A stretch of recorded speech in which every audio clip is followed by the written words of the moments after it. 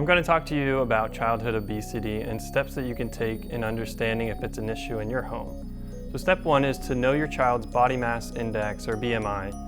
You'll need your child's height, weight, and age. And BMI is calculated by taking your child's weight in pounds and multiplying by 703, which is a conversion factor from the metric system. Then you take that number and you divide it by your child's height, which is in inches, and you square that number.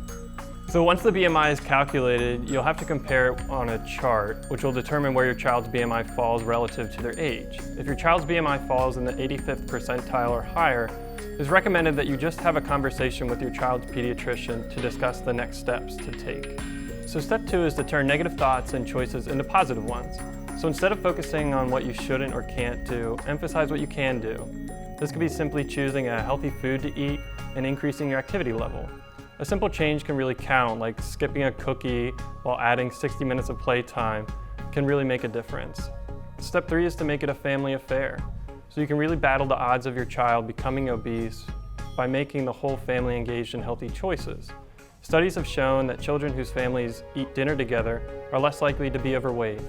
Also, kids who get an adequate amount of sleep and limit their TV time to 2 hours a day are less likely to become obese. So be sure to practice what you preach and avoid those same cookies, and even engage in the activity with playtime with your children. So finally, step four is to not make it hard for your kids to make healthy choices themselves. Build an environment at home that keeps fruits and vegetables within an arm's reach of your children, and leave the junk food behind when you go to the supermarket. These are unfortunately real issues that you may or may not be experiencing firsthand. If you know someone who is, feel free to pass this along. We hope you can continue to be active this month, and let us know if you have further questions about childhood obesity. Thanks.